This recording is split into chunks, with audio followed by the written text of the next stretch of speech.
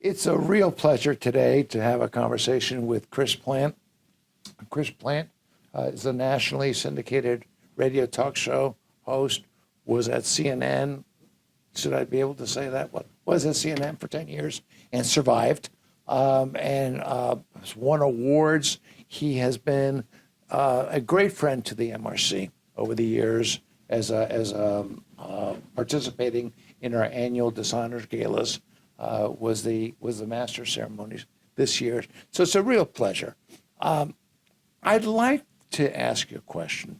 You and I had a conversation at my house the other day, and I asked you a question then. What struck me was not just the answer, but the passion behind the answer. I asked you this question. There, in recent months, you have seen the summary dismissal of one person after the next at CNN. Brian Stelter, John Harwood, Chris Avila, others. Don Lemon downgraded. And I asked you, the CNN team is saying that they want to get back to news. Are they going to get back to news?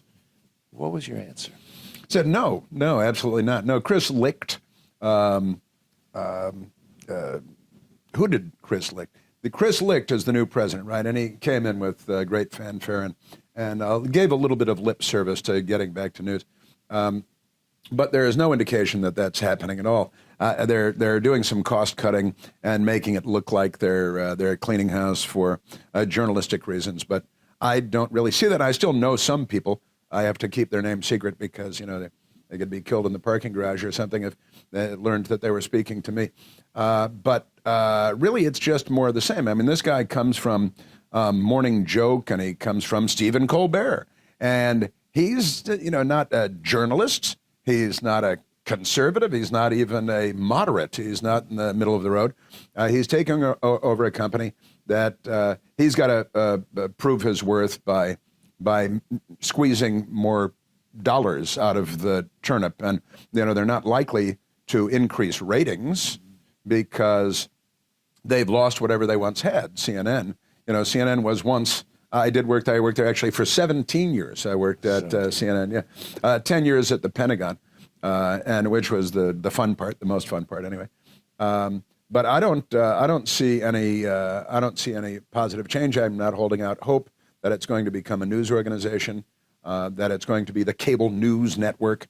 I just think they're going to try to find ways to squeeze blood out of this turnip, and they're going to fire a bunch of people, and they'll hire younger people for less money, and run the sweatshop that they. When I started there, everybody made $20 a year, and I think they're probably more likely to get back to that model, where they have young people making very little money who will work 17 hours a day, and if they complain, they'll be fired. So what years were you at covering it from the Pentagon? What were the years? The Pentagon from really 94 to 05. 94 to 05. Okay, so you're with the Iraq War. You're with Afghanistan, so you know how that works.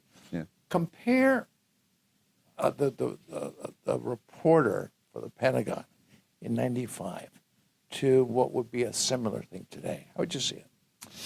Well, when I went to the Pentagon, the reporter was Jamie McIntyre, and he came from WTOP radio, and he was a local news guy. Before he went to CNN, did some general assignment. I worked with him when he was a general assignment reporter at CNN. He was brand new to TV, and he got the job at the Pentagon. And he was an old-fashioned kind of straight shooter, just the facts, ma'am, kind of news reporter. There were generations of those, and overwhelmingly they voted Democrat, but they didn't wear it on their foreheads. They went in to do a job, and the job is to be objective. And I grew up in a news media household, and it was almost to be treated like a priesthood, where you were so objective, like you're a judge, listening to the defense and the prosecution, and then rendering a fair verdict. And Jamie McIntyre was one of those guys. Wolf Blitzer was at the Pentagon until Jamie McIntyre got there, and I thought Wolf Blitzer's a very nice guy. If you rode a plane with him cross country, you'd get off saying that he's a very nice guy. But he's a TV guy, and Jamie and a lot of the reporters back then, that Ralph Begleiter, who covered the State Department forever, and I worked with fairly extensively at CNN, they were news reporters. It was not only their job, it was almost like a mission to, you want to be first, but you want to be right, and you want to be fair. Now, honestly, it's all television. Yeah. I mean, truthfully, I think our whole political system has become a cable television show. Right. Like the system of electing members of Congress and the Senate and the presidency, it's all television. How did Joe Biden win the presidency from his basement? He won it on television. Right. I mean, and when you're a Democrat, of course, they're all campaigning for you. It's quite an advantage that they have. But the television news, certainly cable news, is, I used to say this when I was at CNN too, it's TV news, not news TV. It's television first and news second. And now that's more true than ever. I mean, people go into news because they can't get a job acting on an NBC sitcom. So they're going into television, not journalism. People ask me, what do I see as the difference of the CNN back then and CNN today? We mixed it up all the time with CNN in the early days of this organization. But the difference was, and after mixing it up with CNN then invited you on their network for a half hour to explain yourself. Yeah. I was critical, not of you, I hope, but I was critical of some of the war coverage. I know what it was. It was the idea that in the first Gulf War they allowed themselves to be censored by Saddam Hussein, and I thought that was wrong. Well, they would bring me on about once a week to critique the job they were doing. Yeah. I mean, it was no setup whatsoever. I had the floor to critique them. That's unheard of. Today, never in a million years. What gets me is it's not the bias, it's the arrogance. It's the arrogance of these people who insist you consider them to be reporters. I'm gonna read you the quote that's come out. Our quote of the year. We had lots to choose from, and this gets to the arrogance of CNN. This was an actual statement that was made. It was on the Stephen Colbert Show, and we're calling it the Brian Stelter Memorial Award for the worst quote of the year. Don Lemon was his guest. Stephen Colbert asked this question.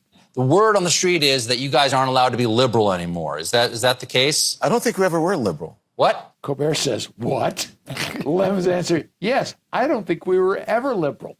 The arrogance of that statement. If I were in his shoes, I'd admit it. Why deny why should I deny I've got red hair? If you got it, you got it. You say it, but that's what gets me is the arrogance. And then the fact that he's demoted, he wonders why. Well, the lack of self-awareness. I mean, I think Don Lemon probably lacks self-awareness in all areas of his life, given some conduct that has been explained in lawsuits and in New York Post news reports, but not Washington Post or New York Times news reports about his personal conduct. The guy sounds like he's a mess in his personal life. He obviously lacks self-awareness because that's not a trick question that Stephen Colbert, and he's a member of Team Democrat, obviously, and part of the propaganda apparatus of the Democrat Party. But if you can't even address that question with a hint of honesty, then you certainly shouldn't trust him as a journalist. I mean, I think he's a classic example of a guy who's in television, and his job in television is to read what somebody else writes about news stories of the day. But he's not a journalist. I told you the other day I don't listen to you. I don't listen to you. I don't listen to your radio show because it's impossible for me. I don't have the ability to multitask. I can't listen to something on background. When you speak, you really are gripping. You really are. And I know how gripping you are because I know what it is you're talking about. Because when I get home, the conversation goes something like, "Hi, Norma, how you doing? Great. Did you hear what Chris Plante said today?" Because she listens to your show. But your industry really has always been a threat to television, and conservative on talk radio. It really is the market-driven business, media business out there. Yeah. Your ratings determine just how well you're going to do. NPR is the liberal counterpoint to you, except the American taxpayer has to pay for Right. NPR. NPR wouldn't last 5 minutes. How do you think you're viewed by the networks? Your industry, talk radio industry. I mean, are you as poorly thought of as I think you are? Oh yeah, I mean, I live in Washington D.C. and I work in Washington D.C. and I've been here for more than 30 years in D.C. and I still run into people that I used to work with, not just from CNN but from other networks, and it's a fairly small cabal, and I know a great many people, and I get scowls and sneers, and I've been called traitor. Use the word traitor to describe me, because it's like which reveals, it's a very revealing slur to be called a traitor by somebody at ABC News because I left CNN and I do conservative talk radio. That's a traitor. Right. So wait a minute, I was on Team Democrat and towing the line, and if you leave there, if you deviate from the prescribed path, then you're a traitor. That's a big word, traitor. You've committed treason against whom exactly?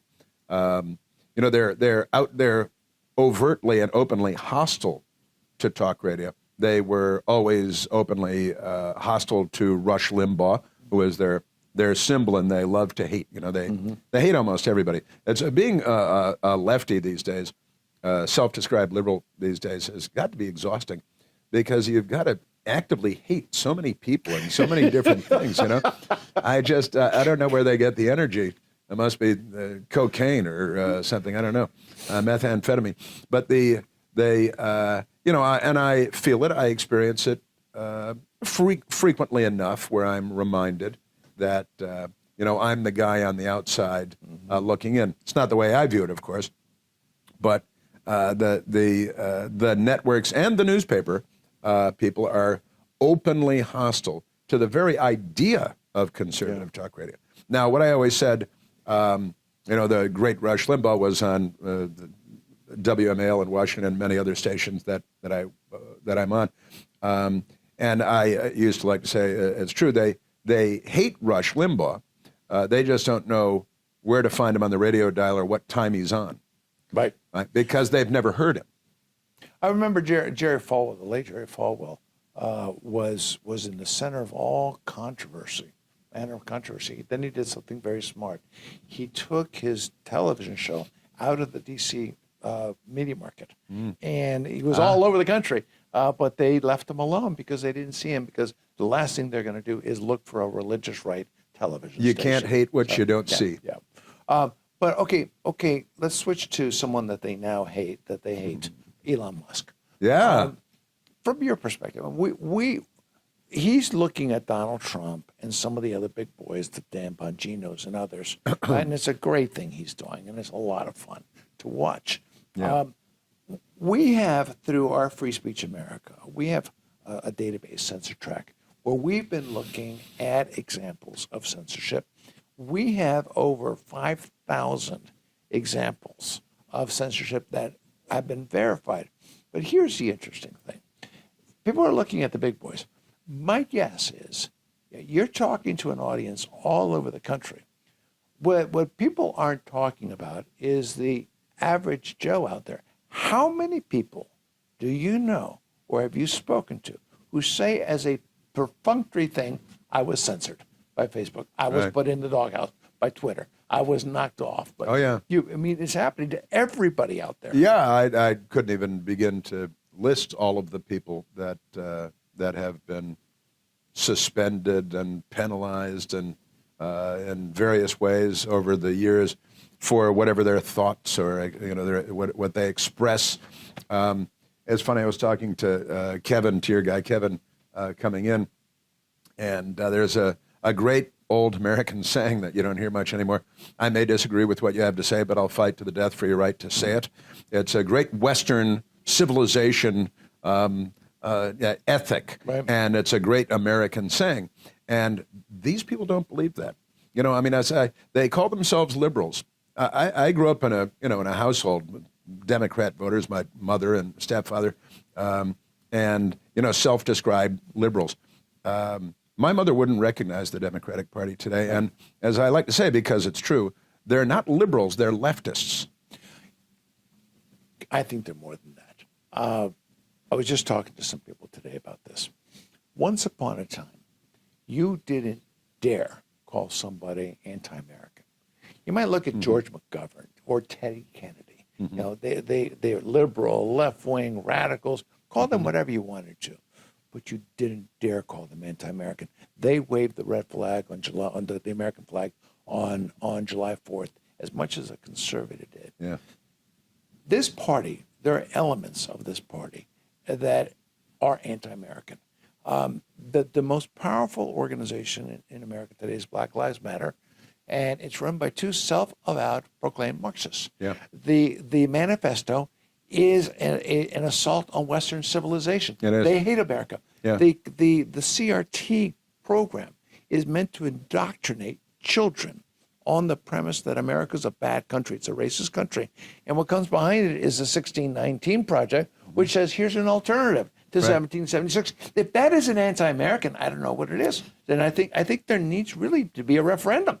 Do you love America or do you hate America? Which one is it? Well, they're not known for telling the God's honest truth when they're asked direct questions either. You usually get a Weasley response, and it's true. Certainly, Black Lives Matter and the leaders, founders, on videotape talking about the fact that they're trained Marxists, right?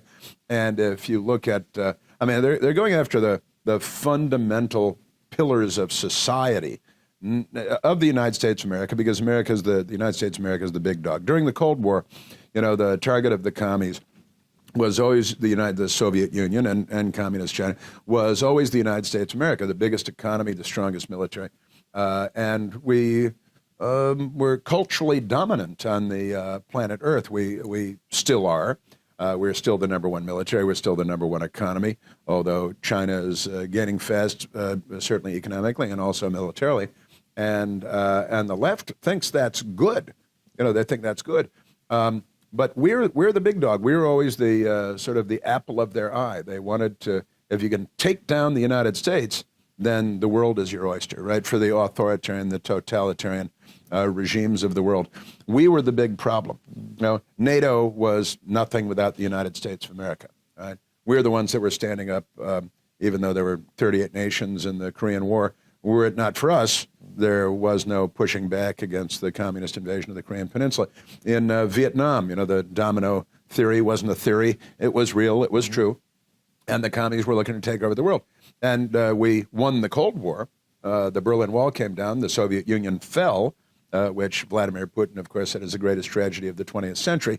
He's planning on reconstituting. He's working toward the goal of reconstituting Soviet Union to the extent that he can.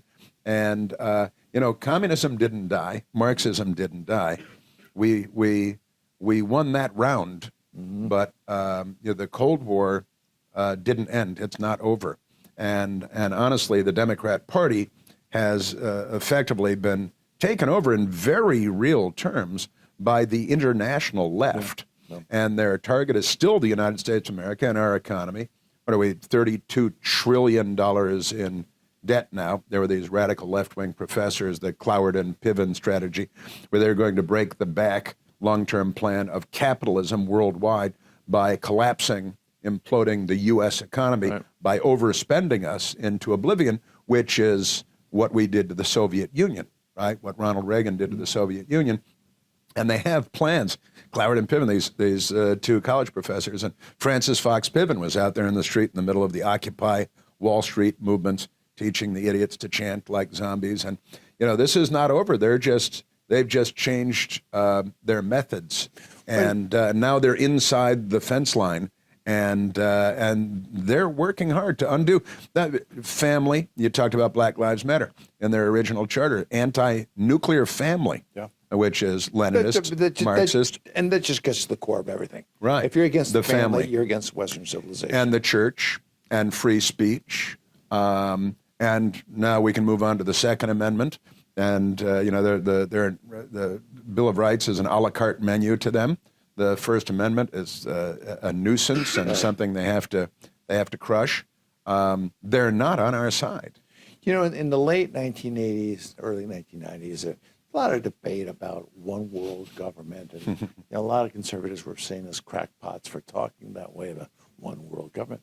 But doesn't it strike you as interesting that the American government goes to Davos to determine American policy, whether it's climate change or anything else? This is now world policy with America given instructions on what it needs to do. To me, that's a frightening. I think that's one of the reasons that Trump did as well as he did in 2016, because and I've seen the survey data on it. His idea of bringing jobs back to the United States, of standing up to China, putting America first, that really did resonate. I think that issue is very strong out there. Yeah. Well, you notice you say, America first, and they go crazy. The Democrat Party goes crazy. But what a simple proposition. Right. It's pretty, France should say France first. Japan should say Japan first. You got to look out for that sometime. But, honestly, in this one world in the Davos thing where all the environmentalists fly in on their private jets, on their Gulfstream jets, and their 240 private jets at Davos while they tell you to turn your heat down to 48 degrees in your home. The Europeans long ago, because this was another one of those things that was a conspiracy theory until it wasn't, the one world government, the Davos thing. The global environmental movement is I think pretty well established now, sort of a backdoor to authoritarian rule where you're allowed under the rubric of saving the planet from us. Right. You're allowed to dictate.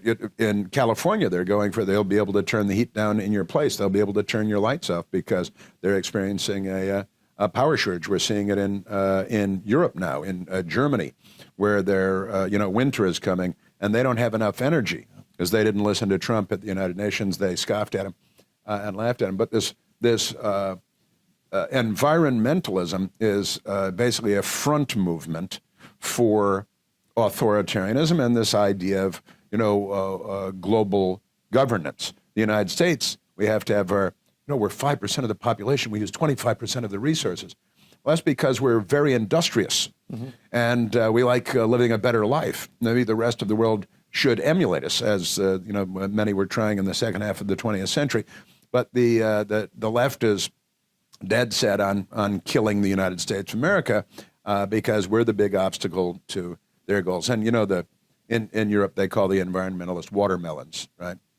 Because the movement is green on the outside but red on the inside. Right. And again, they present an environment. Look, hunters and fishermen in the United States and landowners are the most fervent environmentalists you're going to find anywhere.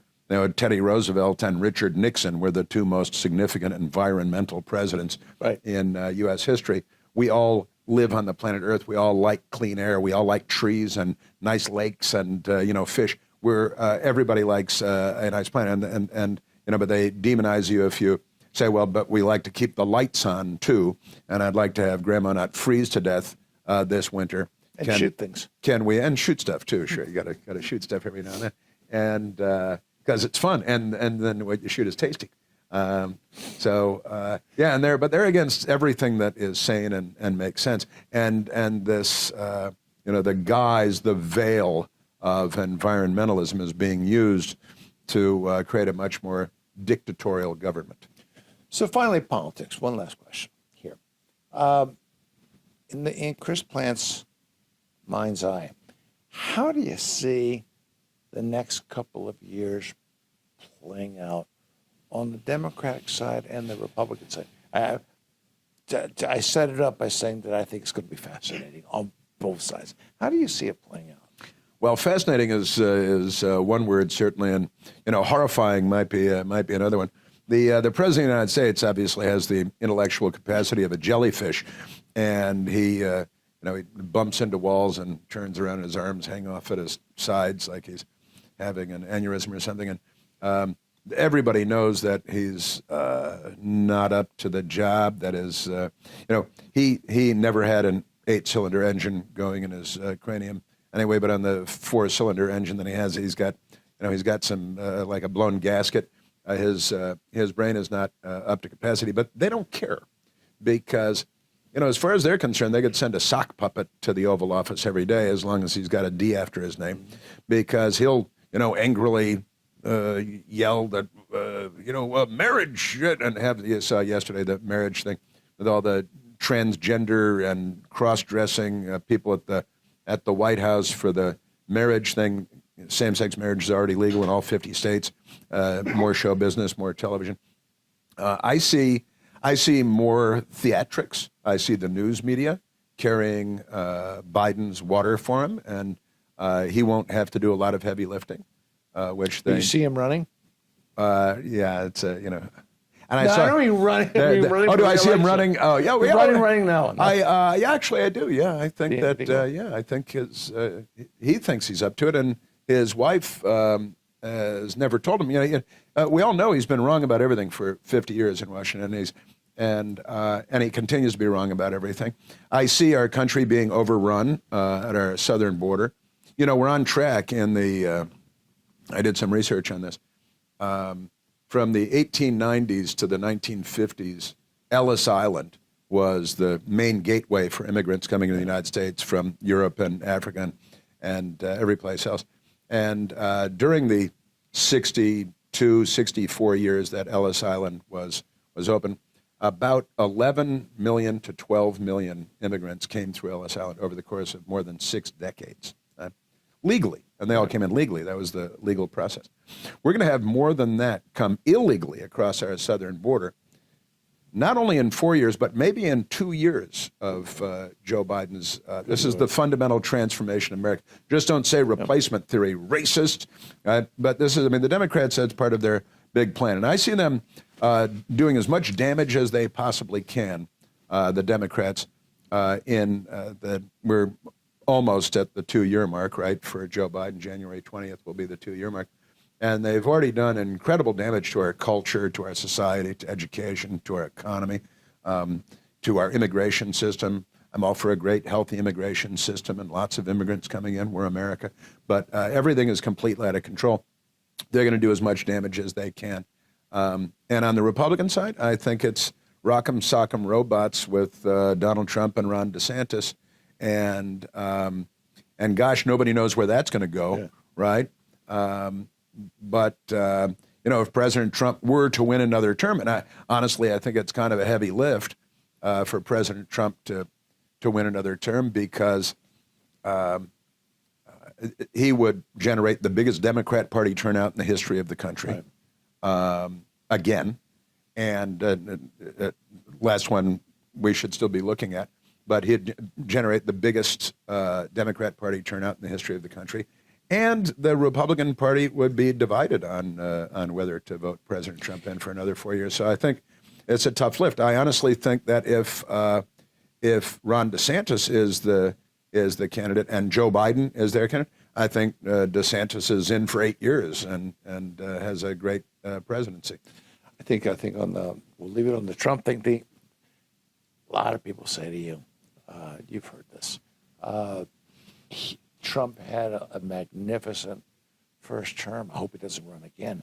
To make it even more complicated, I would say Trump had a magnificent first term. I hope he doesn't run again, except I've seen the plan that they had for his second term, and it was better than the first term. Is that right? So go figure this one out. So anyway, Chris Plante, great fun having you on there. You really are one of my favorites. I wish you the best with your show all over the country. And one of these days I'll listen to you. That's it. I'll look forward to that day. You're one of my favorites too. So thank you for everything you've been doing for so long and doing such a great job. Thank you. Thank you much. MRC is great.